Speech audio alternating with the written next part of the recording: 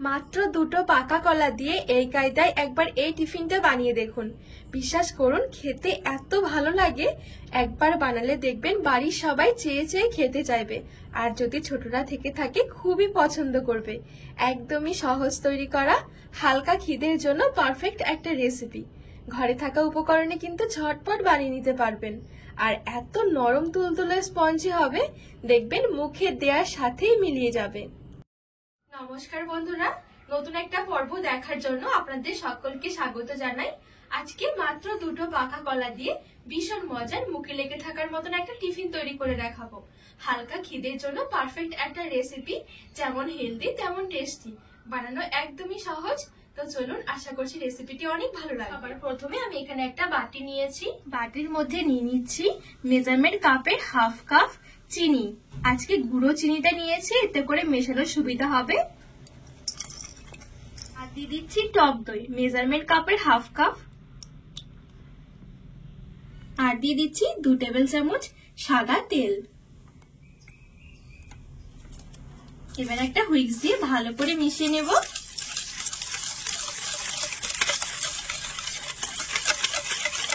পর্যায়ে সবকিছু ভালো করে একটু হুইস্ক দিয়ে মিশিয়ে নিতে হবে। আর যদি এখানে হাতের কাছে টক দই না থাকে, তাহলে কিন্তু এ পর্যায়ে দুটো ডিম ভেঙে দিয়ে দেবেন, তাহলে কিন্তু হবে। এখানে পর্যায়ে খুব ভালো করে নেড়েচেড়ে মিশিয়ে নিয়েছি। এবার একটা স্ট্রেনার বসিয়ে দিয়েছি, আর এখানে নিয়ে নিচ্ছি 1 কাপ ময়দা।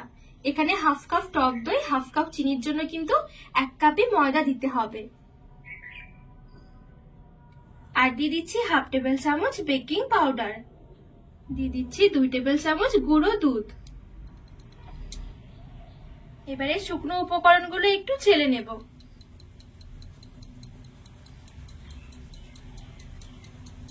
এবারে ভালো করে মিশিয়ে নেব। আর মেশানোর সময় আমি অল্প অল্প করে জল দিচ্ছি, একদমই সামান্য।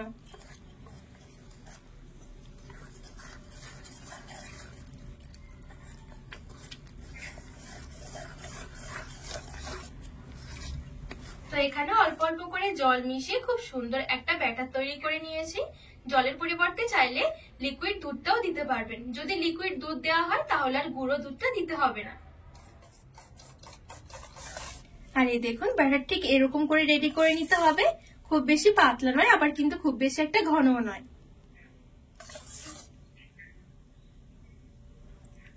এই পর্যায়ে একটু ভ্যানিলা এসেন্স দিয়ে দিচ্ছি। হাতের কাছে থাকলে দিতে পারেন, খেতে ভালো লাগবে। একটু মিশিয়ে নেব।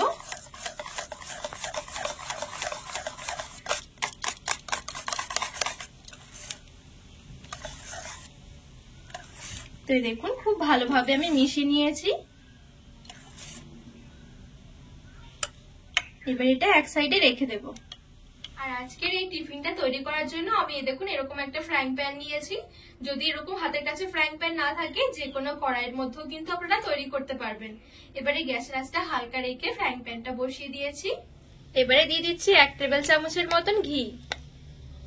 এবারে এই ঘিটা চারদিকে ভালো করে লাগিয়ে নেব, আর একটু ভালো করে গরম করে নেব। এখানে ঘিটা ভালো করে গরম করে দেখুন চারদিকে লাগিয়ে নিয়েছি। এবারে আমি গ্যাসের আঁচ থেকে নামিয়ে নিচ্ছি। আর এখানে আজকে আমি ঘি দিয়েছি, চাইলে ঘির পরিবর্তে সাদা তেলটাও দিতে পারেন। এবারে ফ্রাইং প্যানের মধ্যে ছড়িয়ে দিচ্ছি 2 টেবিল চামচের মতন চিনি। তো এই দেখুন, চিনিটা খুব সুন্দরভাবে আমি চারিদিকে ছড়িয়ে নিয়েছি। এবারে এটা এক সাইডে রেখে আমি দুটো কলা কেটে নেব। তো আজকের এই টিফিনটার জন্য আমি এখানে পাকা কলা নিয়েছি। এক এক সময় দেখবেন ঘরে আমাদের পাকা কলা আনলে কিছু কলা থেকে যায়, খাওয়া হয় না, একটু বেশি পাকা হয়ে যায়। তো সেই কলা দিয়ে কিন্তু এভাবেই টিফিনটা বানিয়ে নিতে পারেন। যেমন সহজ, তেমনি খেতেও অনেক ভালো লাগে। তো এখানে আমি 4টে নিয়েছি, 4টে লাগবে না, দুটো নিলেই কিন্তু হয়ে যাবে। কলাগুলো আমি একটু কেটে নেব।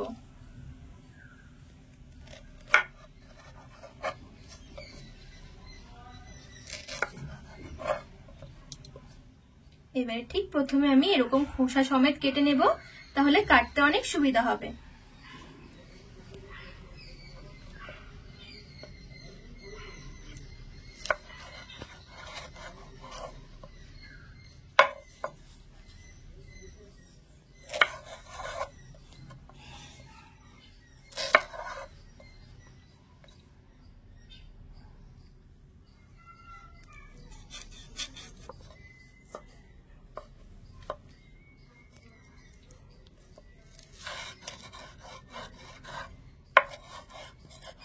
সুন্দরভাবে আমি কেটে নিয়েছি। এবারে খোসাগুলো ছাড়িয়ে নেব। এই দেখুন। এবারে এদিকে যে আমি চিনি দিয়ে রেডি করে রেখেছিলাম ফ্রাইং প্যানটা, ঠিক এভাবে করে কলাগুলো বসিয়ে দেব। তো কেটে রাখা কলাগুলো ঠিক এরকম খোসা ছাড়িয়ে আমি এভাবে করে বসিয়ে দিচ্ছি।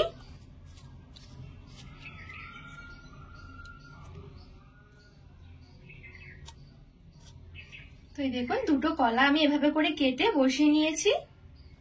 এবারে এদিকে যে আমি সবার প্রথমে যে ব্যাটারটা রেডি করে রেখেছিলাম, এবারে এই ব্যাটারটা এই ফ্রাইং প্যানের মধ্যে নিয়ে নেব।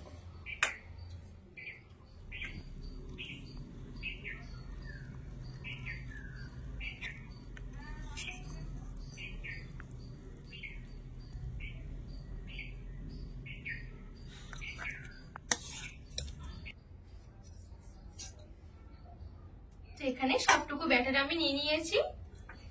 এবারে একদম হালকা হাতে একটু এরকম করে ঝাঁকিয়ে নেব।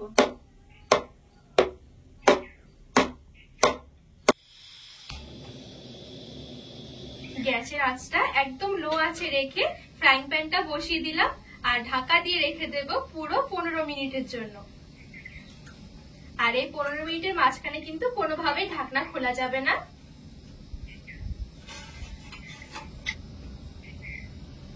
তো এখানে আমি 15 মিনিটের জন্য একদম হালকা আঁচে ঢেকে রেখে দিয়েছি।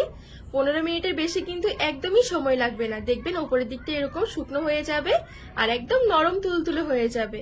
আর 15 মিনিটের বেশি রাখলে কিন্তু নিচের দিকটা পুড়ে যাবে। এবারে নামিয়ে আমি হালকা একটু ঠান্ডা করে নিয়েছি। যখনই হালকা ঠান্ডা হয়ে যাবে, ওপরের দিকে আমি এরকম একটা থালা দিয়ে উল্টে দিচ্ছি। এতে করে খুব সহজে কিন্তু এই ফ্রাইং প্যান থেকে বেরিয়ে আসবে টিফিনটা। একটুখানি এরকম ঝাঁকিয়ে দিচ্ছি। আর এই দেখুন কতটা সুন্দর হয়েছে। যেহেতু আমি নিচে চিনি দিয়েছিলাম, চিনিগুলো কিন্তু ক্যারামেল হয়ে খুব সুন্দর একটা ফ্লেভার আসে। খেতে ভীষণ ভালো লাগে। আর দেখতেও দেখুন কতটা সুন্দর লাগছে, পুরো কালারফুল আর একদমই নরম তুলতুলে, খেতে কিন্তু ভীষণ ভালো লাগে। এবারে চলুন একটু কেটেও দেখাচ্ছি যে কেমন হয়েছে ভেতর থেকেও। এই দেখুন কতটা দারুণ লাগছে দেখতে, একদমই নরম তুলতুলে স্পঞ্জি, মুখে দেওয়ার সাথে মিলিয়ে যাবে।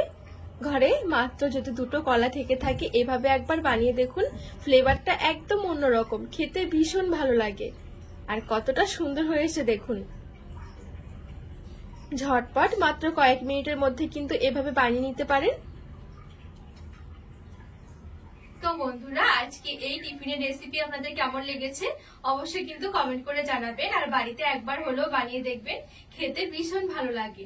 বাড়ির ছোট থেকে বড় সবারই দেখবেন অনেক পছন্দ হবে। তো রেসিপি ভালো লাগলে চ্যানেলটিকে সাবস্ক্রাইব করে পাশে থাকার অনুরোধ রইল।